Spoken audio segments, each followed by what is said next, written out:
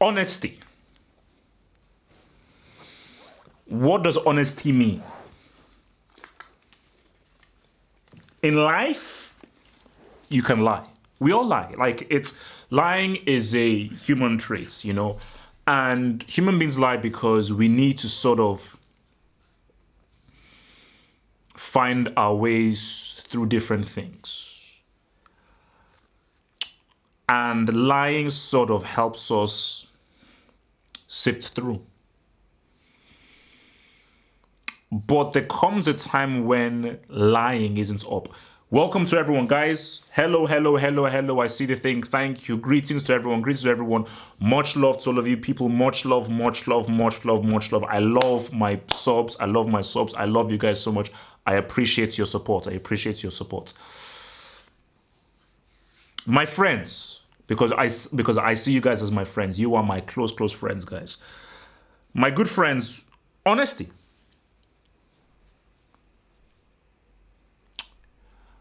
For a long time, I've denied it. For a long time, I've said it's been too harsh. For a long time, I've said, look, he's not the issue. There are other issues. Players are declining. Defenders not so good. He is not the issue.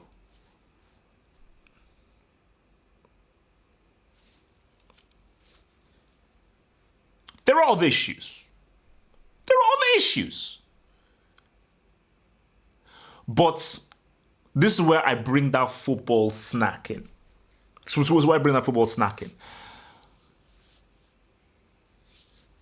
Your Ernesto, I get it. You may not have your best player or the best players in there. But what is the system and fabric of your team? Because what I'm seeing is your team only functions when Messi is there. But what is a true test of your vision as a manager, as a leader, is take your best player out. Can your team still pass and move the ball around in an exciting way that creates chances and has high chance creation? There is no chemistry in this team. And when I look at this team, I'm like, oh Lord, Messi is this team. Messi is the attack. So when I spoke and I said, bro, guys, this guy, Messi is carrying this team. Because people said, oh, no, it's Barcelona. Look, all of the guys they have. But it's like, I don't mean to be rude, but it shows some people's lack of intelligence when they come out and say, oh, but Messi has all the help in the world and everything. But have you watched the games? Oh, no, I don't need to watch the games. I've not watched the games because I don't watch it as a Premier League because I'm just an EPL merchant. So I don't need to watch the games. But how can you make an informed decision if you don't watch these games? You can't just make an assumption. You can't just assume that Barcelona are amazing. You can just assume that Coutinho is amazing. You can just assume that Suarez is amazing. You have to actually look at how these guys are playing. And Bilbao should have been clean away. Like, your boy Inaki Williams should have gotten at least 2 Gs. Should got at least 2 Gs. I've not even gotten to Griezmann yet. I've not even gotten to Griezmann yet. And some guys in the chat are saying Coutinho to Bayern. Some chats are saying Coutinho to Bayern. I'm going to even do that separate. I'm going to do that because if that happened, Neymar, but guys, trust me, we're in. I've charged up the battery. So we should be good for at least an hour. Okay? I know I've got to work tomorrow, but actually I'm on the late shift tomorrow, so it's good. If I was on the early shift, it'd be tricky, but I'm on the late shift tomorrow. So guys, get that meal. Get that meal, baby. Chill. It's Friday night, man. We'll talk. Let's talk, baby. Let's talk. Guys, I'm hype. Yo, thank you for the super chats, your boy Zlea Gamerman. Thank you, boy. Thank you for supporting, boy. Now, guys, let's get real. Barca are in trouble.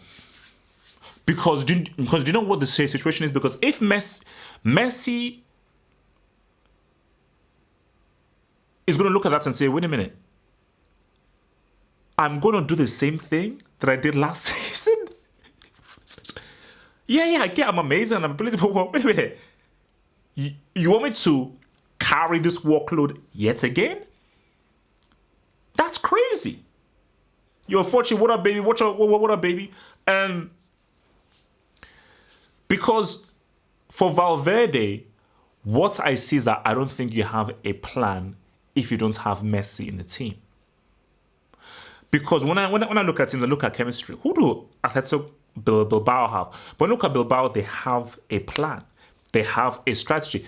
There is a chemistry and understanding within the team. They're not reliant on one person. But for Valverde, I'm looking at this whole thing and I'm like, okay, so how does the midfield connect to the attack? Where are the quick shots passes? Where is the chance creation coming from? Griezmann was playing on the left wing. At a point, your boy Griezmann was playing on the left wing. So I was like, wait a minute. What the hell is going on here? What the hell is going on here? As in, there was nothing to that team.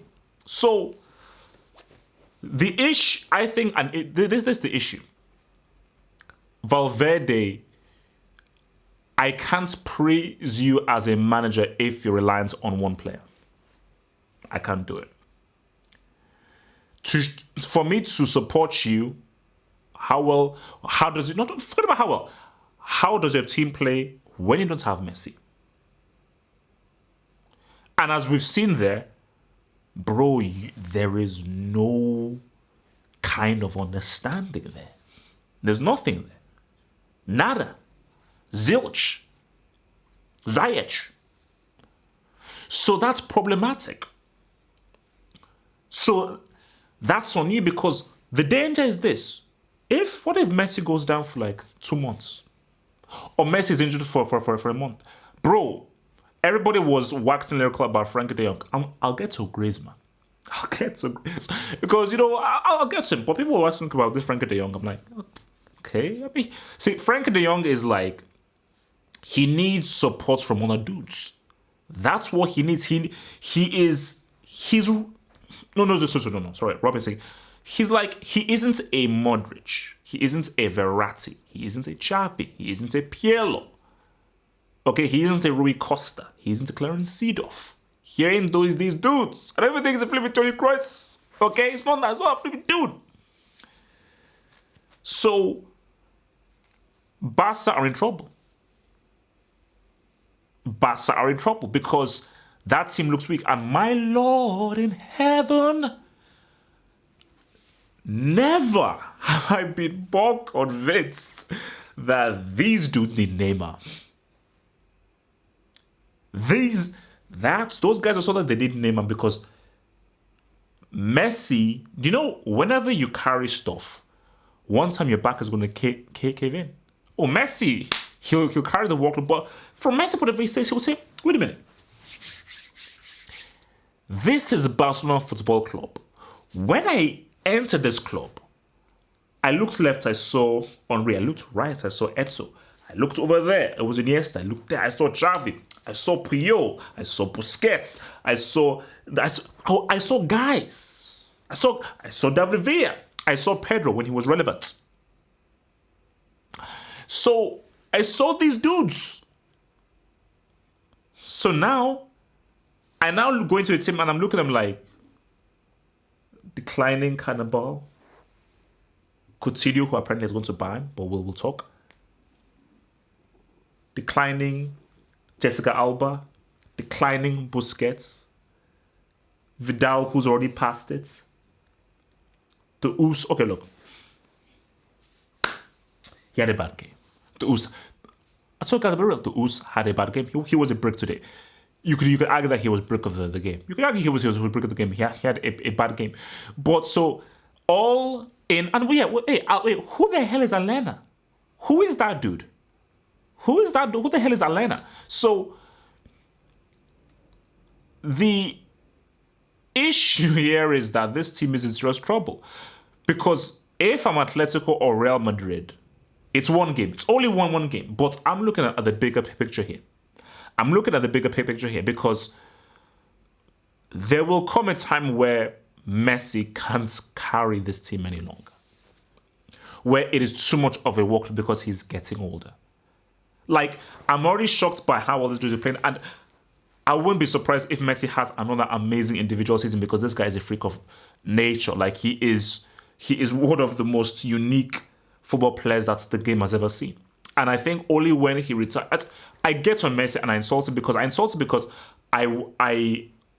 such a high benchmark for him. But when Messi retires, I don't think people would have really fully appreciated how this guy affected the game, the club game specifically. Because what this dude is doing as an individual, how he's carrying an entire club, and not just any club. Barcelona Football Club is crazy. Valverde, you're in the hot seat because I came to the defense. I came to defense where many guys said that you should have been sacked. Many guys said, no, get this guy out of here. And to not only lose your opening game, but to be so abject. Bro, Valverde, if it's a case where Rafinha, no offense to Rafinha, seems like a nice kid, but if Rafinha is your best player, you got problems. Let me say that again for the kids in the back. If Rafinha is your best attacking player, you got problems, G. So, that right there is fully problematic. So, okay, guys, I need the live chat to help me here. I'm hearing Coutinho to Bayern. How real is this, please? And let me look at the super chats. So yeah, thank you for the donations, Dave. Even if we don't know messages, thank you for the donation from Zlea Gamer and from the dude who he drafted his message. I don't know where that is, but thank you for the donations anyway. And Harry Truman with the £2 super chat. Thank you for your £2. The £2 helps to me to survive and helps me to eat. Thank you for your donations, man. So Harry Truman says Barca need Kike Setien or Xavi to manage them. Xavi, how good of a manager do you think Xavi is going to be? Like, look, I get where you're saying Xavi from because I don't know who Kike Setien is, but I get where you come from. I get why you mentioned Xavi. He has the tiki-taka mind, he has the Barca DNA, and he will bring that DNA into this team. But having the DNA is very different from knowing how to verbally communicate it as a manager. So, it's you don't really want to make that leap. But yeah, you might be right. Valverde may need to get out of there. So, Gallo. Your boy Fortune, man. What's up, baby? Where were all of my mods? So, wait. So Coutinho to Bayern is official? Let me just say, is Coutinho to Bayern actually an official thing? That's what. So is Coutinho to Bayern official?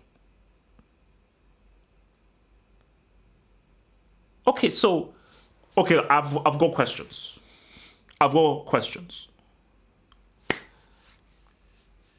Your boy Young, man. Another a huge donator, man. We appreciate your donation. Your boy Harry, your boy Young, man. I appreciate your donation. So, Coutinho to Bayern. First off, good move from Bayern. I watched a bit of Bayern today. They need something. They need a different outlet. Thomas Muller, you're getting old. They need an injection of something. And Coutinho kind of help bring them that. And I think it could be a nice move for him because I think it's a very different system to the one hand Barca, and maybe it will free up Coutinho. If Coutinho is going to Bayern, how do Barca then get Neymar? That's my thing. Because I thought that the deal in play was cash plus Coutinho and ... So,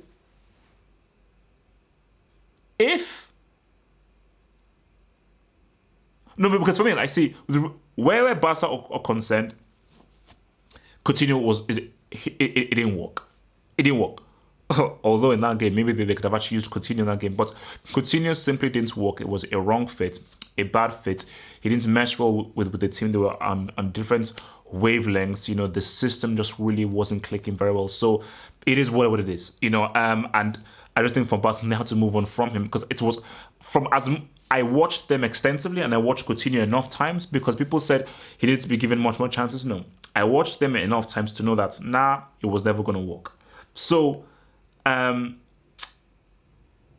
I think that they needed for him to go on, and I don't think it's going to be a massive loss for Barca. It's not because the dude was he was a brick for Barca. Don't mean it personally, but the dude was trash for Barcelona. He just did work. At Bayern Munich, I don't know whether it's going to be a success for Bayern Munich, but Bayern needs something.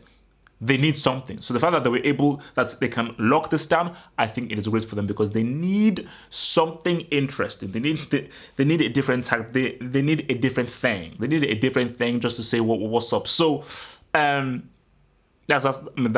how we're. I mean, where would he play? I'm thinking that he takes the Muller role. Because you obviously have Thiago Alcantara and Tolisso in midfield. So maybe, it's the 4-2-3-1. Tolisso and Alcantara in midfield, and then the three across, which is Coman, Coutinho, Gnabry, and then you then have homeboy Lewandowski in there. So, and then Coutinho will then fill in the Hammers role where, you're tasked with really creating for Lewandowski and also really becoming that attacking midfield option and actually giving them another much more of an attacking outlet. So that's how I think they're going to roll with him. But I just think for Coutinho, he needed something new.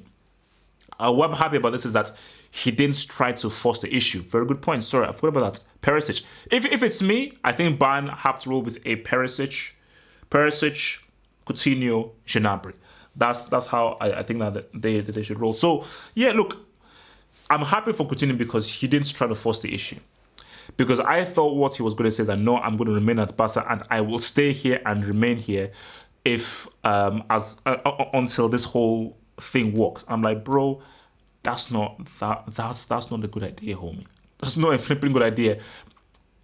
I don't know whether, he's not guaranteed to be a success. I thought James Rodriguez would be an amazing success for Bayern Munich. But it didn't work. He had flashes. He had times where he looked good.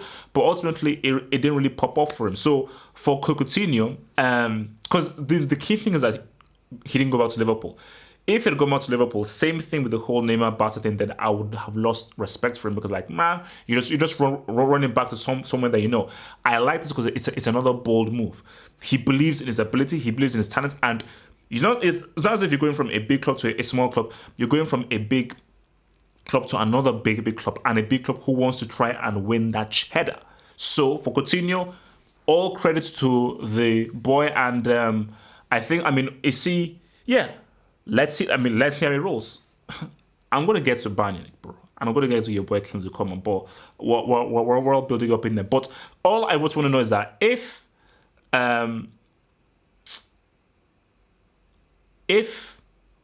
Coutinho is gone, how does that Neymar deal go through?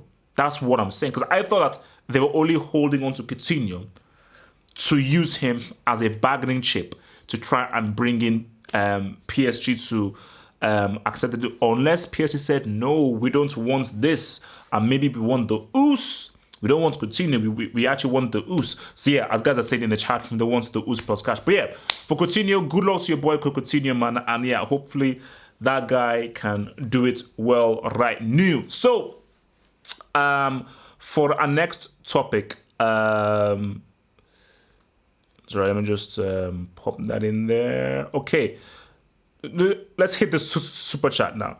From Usama Khan.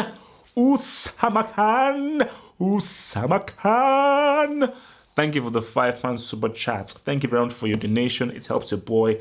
Gladly accepted and thankful. Greece on left, bro. To quote Muntaha.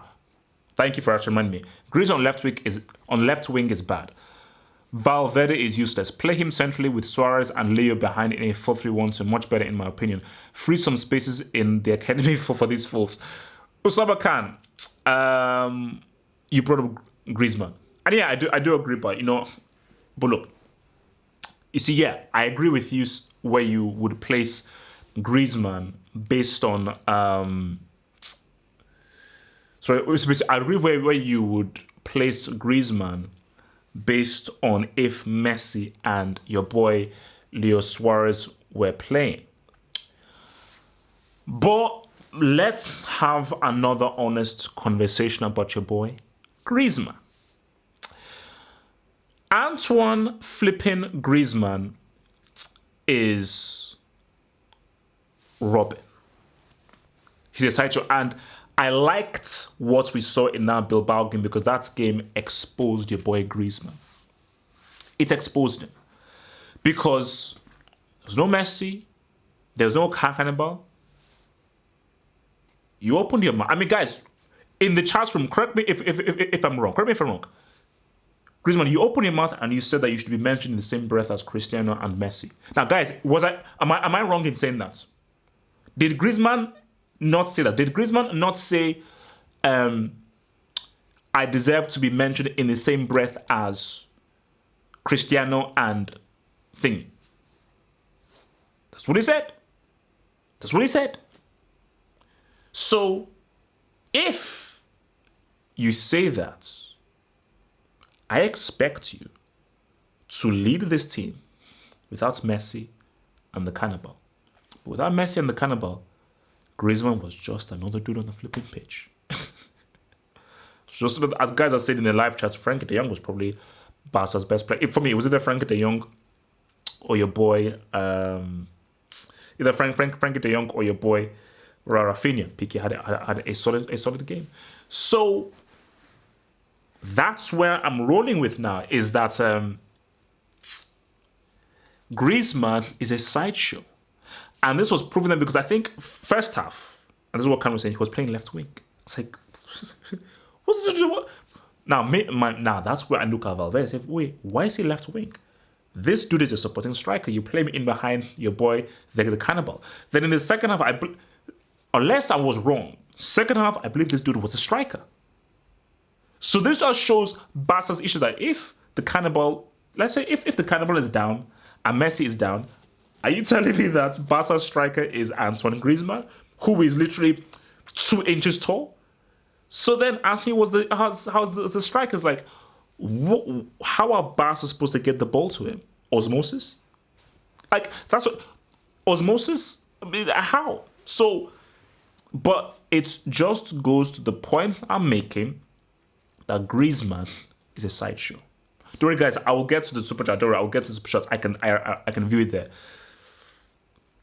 Griezmann only works if Messi or the Cannibal is there. Really, if Messi is there, that is his function. He is not a superstar world-class player, because if Neymar was in that situation, if Neymar was in that situation where it was Neymar, no Messi, no Cannibal, Neymar does something to help them win the game, for sure. For sure. For sure. Because Neymar is a superstar. As much as I insult him, as much as he pisses me off, he is a superstar. He is that dude.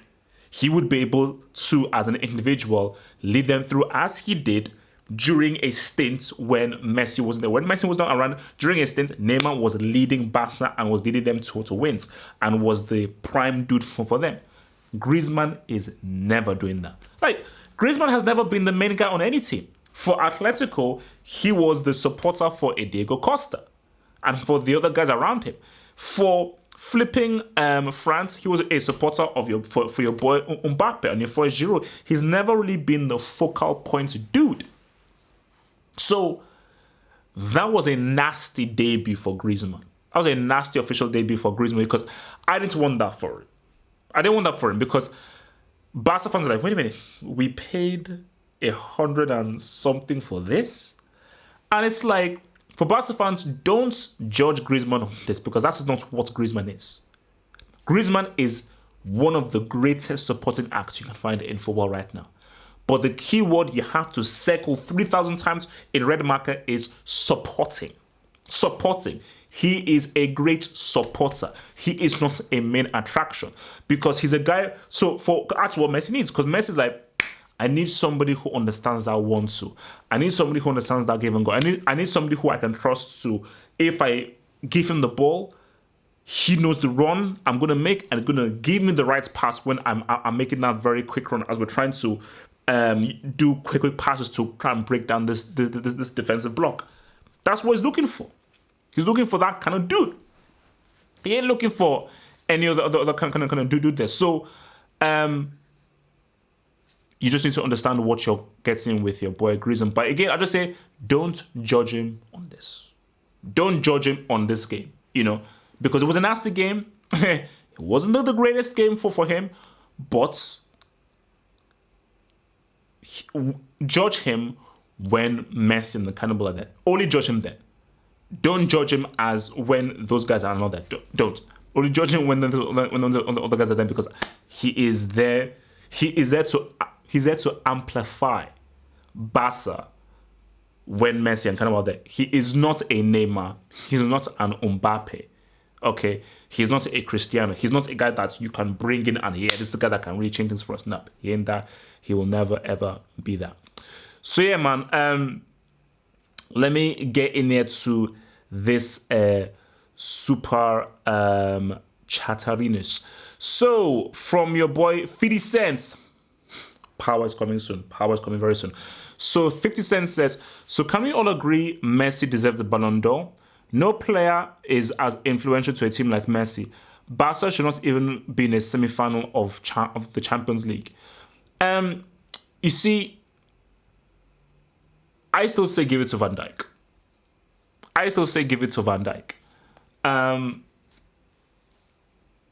Give it to Van Dijk.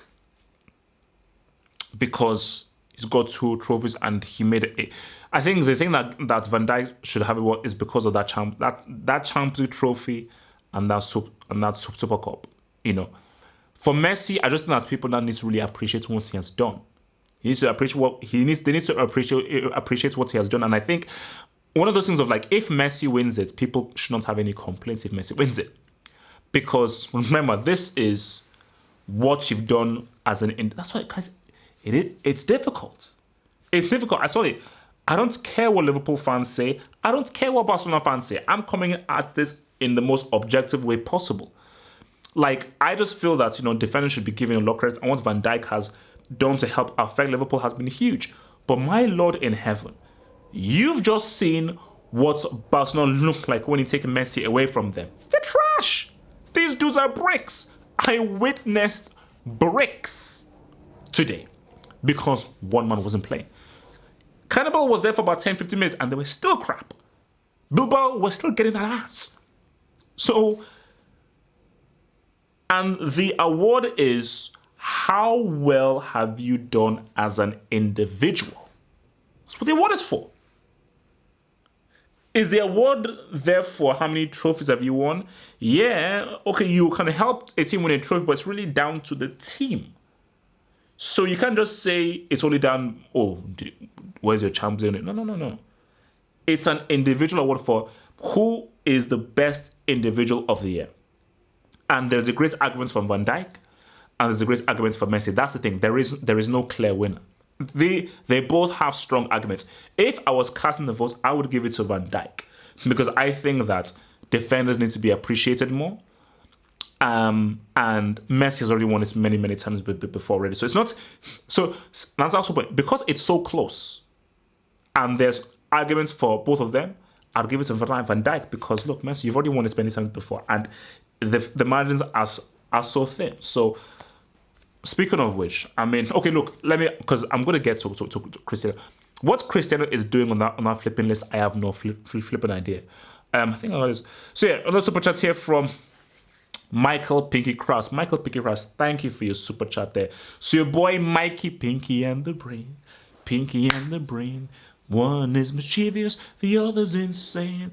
Then we are the Animaniacs. We don't pay for play contracts. The Animaniacs. One of the greatest opening songs of all time. The cartoon is a bit crazy. That's opening track, quality. Animaniacs, but amazing opening track.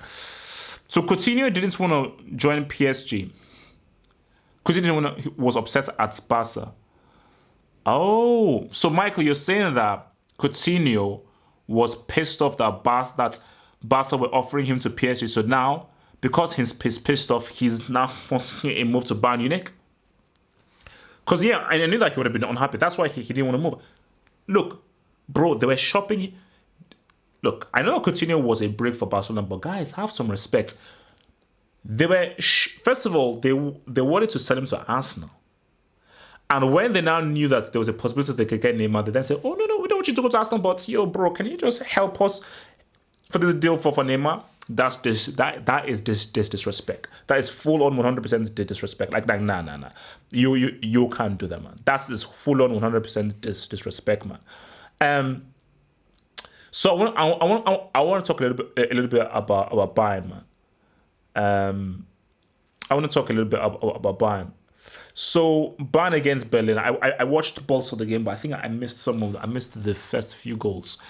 But I watched the bulk of the game and I saw back the highlights. So 2-2, Bayern Munich against Berlin, and again, so many different things to unpack here. You have the whole issue of Niko Kovac now. It's funny because they were saying that basically they were questioning about Niko Kovac about why he bought Perisic, and Kovac said, "Well, look, Perisic may not have been people's first choice." But Kovac said, I wasn't people's first choice. But I did bring home a Bundesliga trophy when people thought that I would not. But I'm looking at this Bayern team. And I'm like, so is Lewandowski just going to start pad in the Bundesliga again and not doing anything in the Champions League? Sule looks like he's committed like like 5-6. He looks like he's come out of flipping San Quentin or Alcatraz. That's just me. The guy looks like he's committed a crime. Okay, that's just me. So I don't know. Like maybe it's not, but he looks like a dangerous dude. But I'm like, I see Boateng on the bench. I see Sule in there and everything.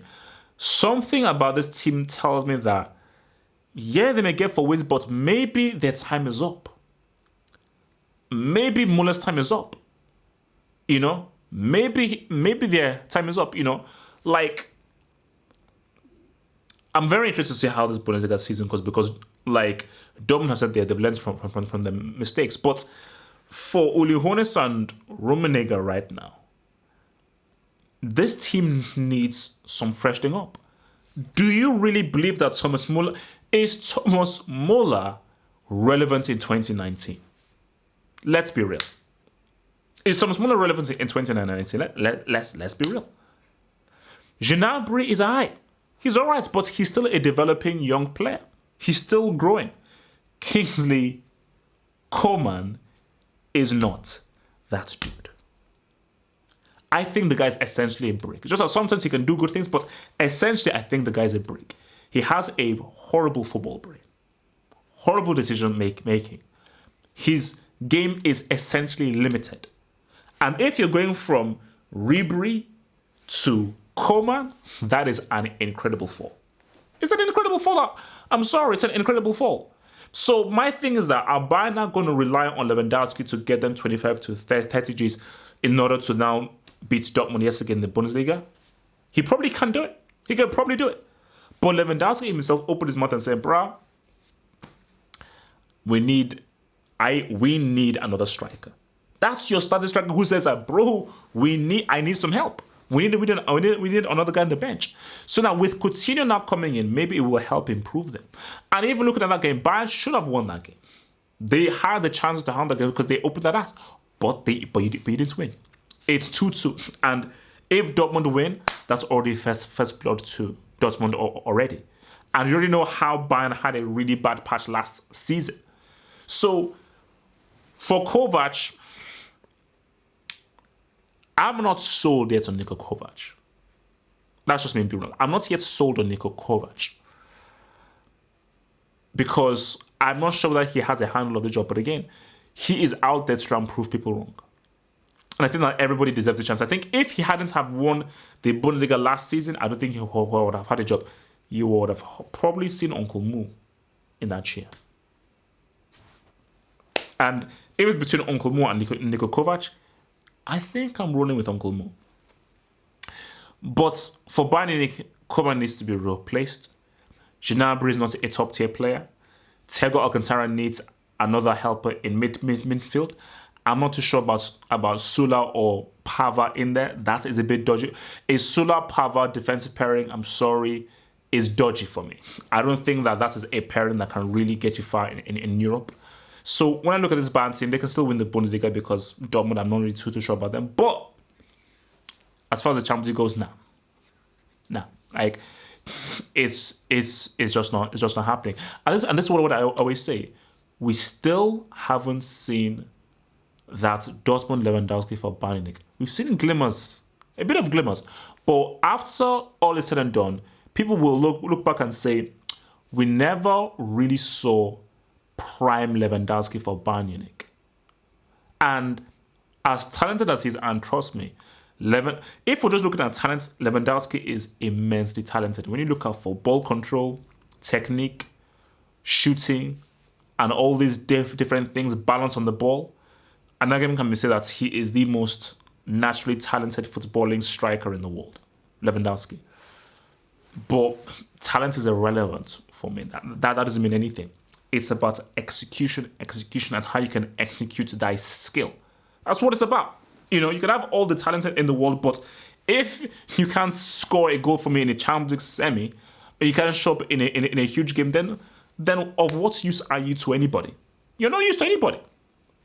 Like that. You're not used to anybody. So, bro, that's harsh. Your boy Coutinho is saying group stage marks of Bayern. Now, if Bayern Munich can't make it past the group stage in Europe, Niko Kovac might need to find a new job. You know, that's just be real. He needs to definitely find a new job for sure. All right, let's do some EPL preview right now. So on the channel, you should probably see the Man City Tottenham. Should be up in there. So I don't know what you guys are saying. And also, guys, because some guys were saying in the chat about the Us. I said he was a brick. He said I was going to use on him. He was a brick. He played crap today. And I'm convinced more than ever that Barcelona's system is totally wrong for the Us. But that doesn't mean that I don't believe in his talent anymore. So all because of one game, I now no longer believe in his talent. Left foot, right foot, amazingly two-footed, goal scorer, assister, amazing dribbling. I am not sleeping on a two-footed dribbling goal scoring creator. That's not happening. But he was crap today. But I believe that he doesn't fit in the system. Inaki Williams was very good. Hasn't the guy signed like a 20-year contract with Bilbao? He's basically like signed his life away, apparently. So, but very good player. And apparently he's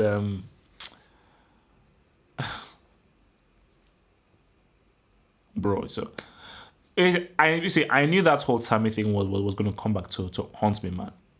I knew it was going to come out up. Yeah, no. See, like I told you, I've got to update the rankings. No, what we're going to do, and I think I'm going to designate a day for rankings day. So I'm going to do like a live ranking. So what we're going to do, maybe sometime next week, is we're actually going to have a discussion as to who is Chief Oga, who is tier 1, who is upper tier 2, who is tier 2, who is upper tier 3, who is tier 3.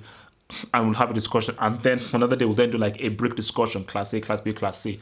So we can have like a nice live interaction as to, because what I want is let's make these rankings official. Let us make these rankings official. And I'm also going to be introducing rankings for clubs. I want to introduce those as well, because those are needed. Those are definitely needed. But remember, guys, since you're here, let me put this out here. Become a Patreon. Support your boy. Help your boy out. This is my plan for the Football Hut, is for this to be sustainable. I want to quit my day job. My day job is still there for me to get cheddar, but my hope and my dream, my hope one day is half hope. My hope one day is to be able to make the Football Hut fully self-sustainable by donations from my loyal, lovely subscribers. So this is a way you can help to donate to the individual entity that is, of course, have hope. And as a return, you'll be getting special, extra content from your boy. There's the brick tier, the first team tier, and the star tier. And each of the different tiers gives you different rewards. Just click in the description box below, and then you can choose whatever tier you want to be a Half Football Hut Patreon contributor to help your boy make this a self-made entity. So let's get over right now to the Premier League preview. So let's even bring out the games right now. So what are we saying? Man City v thingy. Man City against Tottenham. I'm saying 2-1 to Man City. You know, City are going to they'll get that as. It could be 4-0. But I want to give Tottenham some respect because I think Kane might be hot. People are saying Kane is going to be top scorer this season. So let me bring this up. So let me see. Premier League. Come on. So Arsenal, Burnley. Actually, you know what? Arsenal, Burnley. I'm going to say 2-2. I'm going to say 2-2. Arsenal, Burnley, I'm going to say 2-2. Arsenal, Burnley, I'm going to say 2. Southampton, Liverpool. Isn't Southampton the feeder club for Liverpool? Like, they push about 5 players from there, so wow. Liverpool away from home, I'm going to say 1-0 Liverpool. Away from home, I'm going to say 1-0 Liverpool. 1-0. Brighton, West Ham. Wait, who said 2-0? So Brighton, West Ham. Brighton had a nice win. On the weekend, you know. Shout out to their new manager.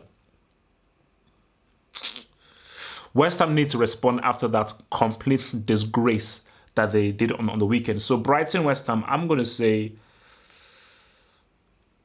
1-1. I'll say 1-1. Everton, Watford, that's going to be a good game. Nice attacking game. And hopefully your boy will be.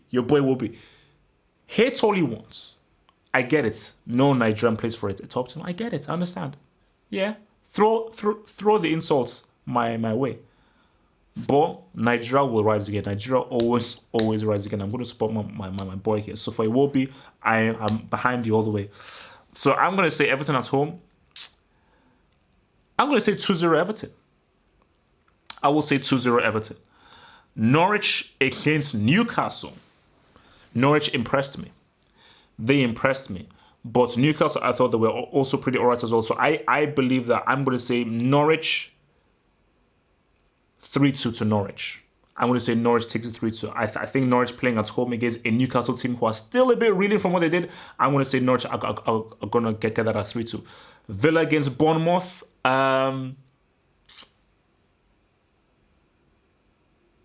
Villa at home. 2-2. So I would say City to Tottenham. 2-1 to City. Sheffield United, Crystal Palace. I'm going to say 2-1 to Sheffield United. I'm going to say 2-1 to Sheffield United. Chelsea, Leicester City. The official preview is going to come out tomorrow. N'Golo Kante, tier 1. Bro, he's very close to Chief Oga. He's very close to becoming a chief. Kante he's this close to becoming a chief. 5 more performances like that, I'm going to make him a chief. 100%. I'm going to make him a chief. So, Chelsea, Leicester City, 3-2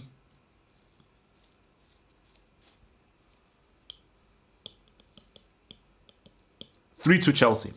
I think it's going to be 3-2 to Chelsea.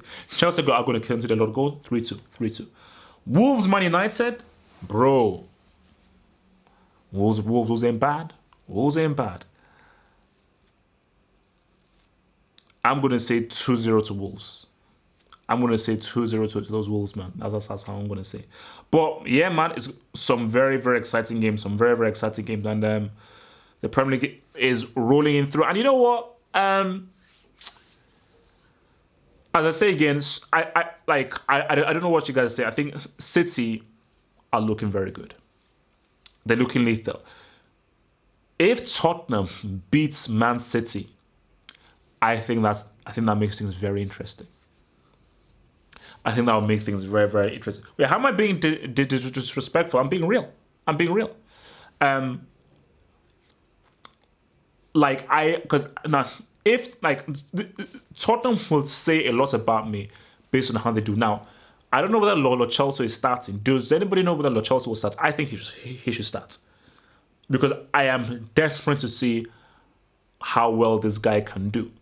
Because could Lo Celso be that one player that Tottenham have been waiting to really elevate them? That's the thing. But man, that De Bruyne is that dude, man. De Bruyne is that dude. And the thing with City, they've got so many options. I mean, any team that can very happily keep Bernardo Silva on the bench, that is one deep, crazy team. And I know that I may sound like a broken record and so forth, but Pep, if you have a squad like that and you don't win the Champions League, why should I put you ahead of Uncle Mo? City's squad is ridiculous. City have a ridiculous squad. You have two amazing quality keepers. You pretty much have two quality players in every flipping position. Bro, come on. You have zero flipping excuses, man. But yeah, that, you know what? I'll be real with you. That Chelsea-Leicester City game, man, it worries me. It worries me because, guys, this is going to be a very scary season for Chelsea. It's going to be a roller coaster season because Lampard, I don't think, has a plan B. Lampard doesn't have a plan B. Lampard's tactic is we attack, we press high, and we move many forward, and that ball always goes forward. Hence why Kante is going to be crucial. I believe that there should be a rule. Chelsea should not have to play any games this season if Kante isn't fit. I think they should not be allowed. So I'm gonna put that motion towards the Premier League. So your Premier League, listen to me. Chelsea should have their games postponed if Kante isn't fit, because Chelsea cannot be allowed to play any games with that system without Kante being in there. Like, it just can't happen. That's just me being fully real there. But many guys are saying 7th, 8th. It's going to be Chelsea will concede, but I think that they will score. And let me get to Tammy Abraham, because I know guys want to get on me on that. Let me get to flipping Tammy Abraham, because guys want to destroy me on that. This is what I said about Tammy Abraham. Did I say he was the next Drogba? I said maybe. I never categorically said he would be the next Drogba. I never categorically said, your boy Nacho Opono. Nacho Opono, my admin, what's up, baby? I never said he would be officially the next Drogba. I never said that. But, like, this is my thing, and I'm going to probably release a vid on this. The pecking order should be Giroud, Batshuayi, Tammy Abraham. Lampard, don't just be stubborn. Don't be like, oh no, I coached him, this is my decision, I will stand by. The worst thing managers do, and this is the thing that annoys me when managers do this, is when, oh, I must be loyal to my guy.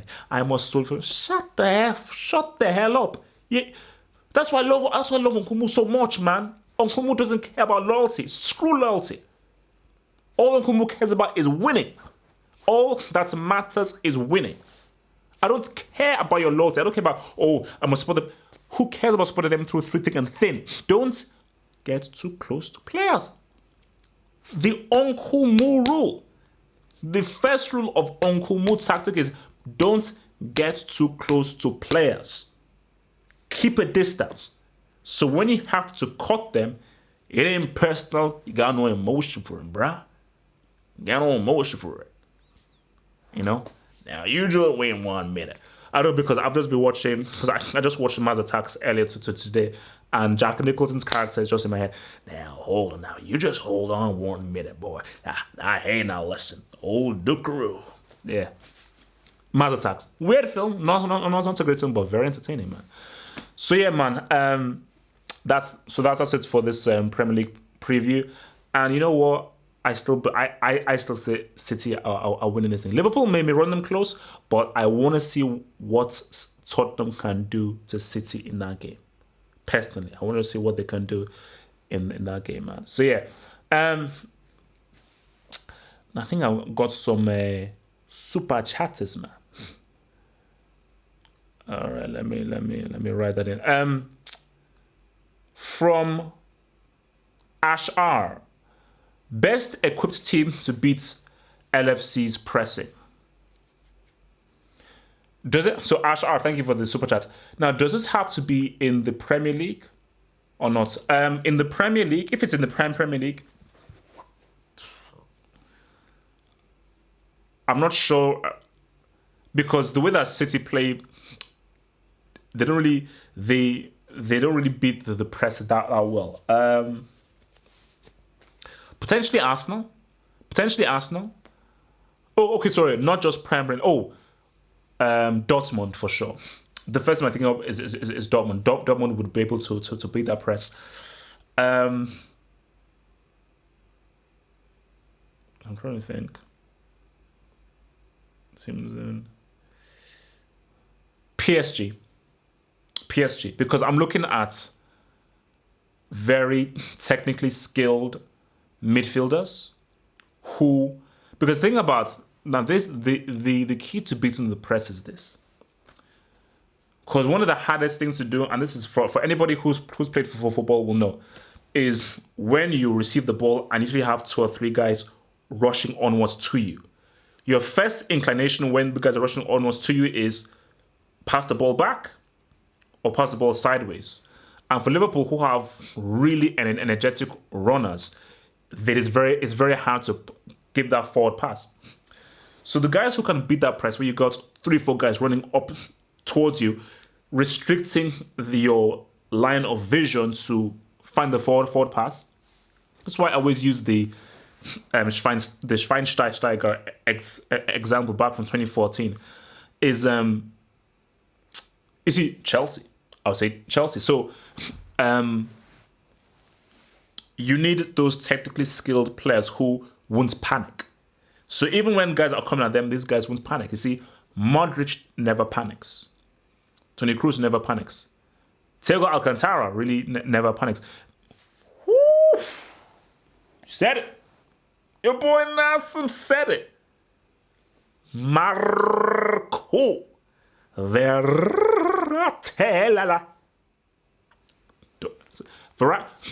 I think Verratti smokes. I think he actually is on cigarettes. So he doesn't give an F. So those are guys who can beat the presses where technically skilled, very calm midfield players.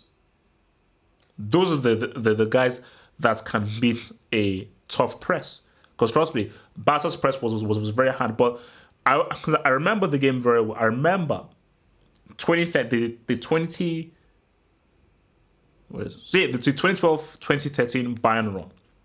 And I remember when Bayern played against Barca at the new camp. I don't know how many guys remember this. Schweinsteiger's performance there was insane. Because every time he had the ball, this guy did not panic at all. Barca had the press. They were trying to get the ball off him. Every time he had the ball, boom. Keep the ball, pass. Keep it, boom. Keep it, don't panic.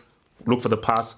Always find it. Because remember, even if guys are coming towards you, this space is there. And remember, every tactic has a hindrance. Every tactic has a disadvantage. The advantage of the high press is you're putting pressure on the team, and if you win the ball early, it means that it gives you a higher chance of attacking. The disadvantage of the press is as you're moving up, there's that space behind you. So if that team manages to find that ball through the spaces of your men or find the ball over the top, you're screwed. Now, oh damn it, we're now on the back foot now, and we've now removed the midfield protection of that defense. So every tactic has its advantage and has its disadvantages, So that's the reason why I always say, if you're the inferior team, when I say with Norwich, you have to have men behind. If you're playing Man City, the way you beat Man City is you have men behind the ball.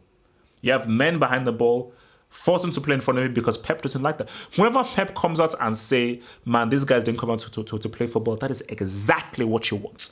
That is exactly what you want.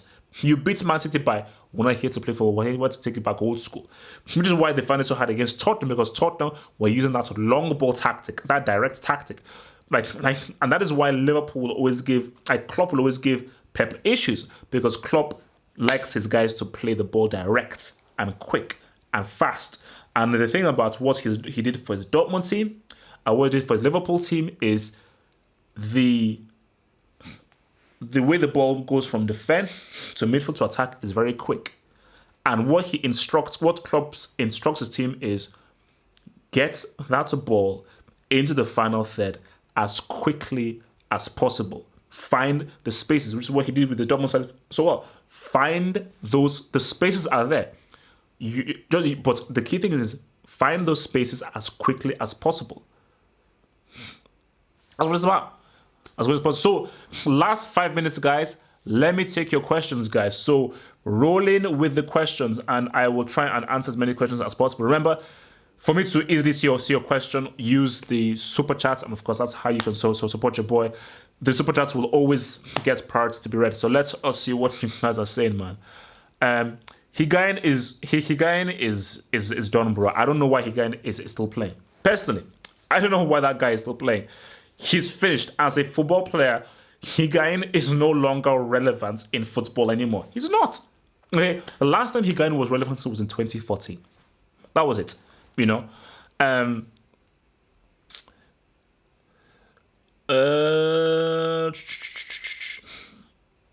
So from our good boy Natural, who is of course an admin, do you think Liverpool's super high line this season can protect the press more?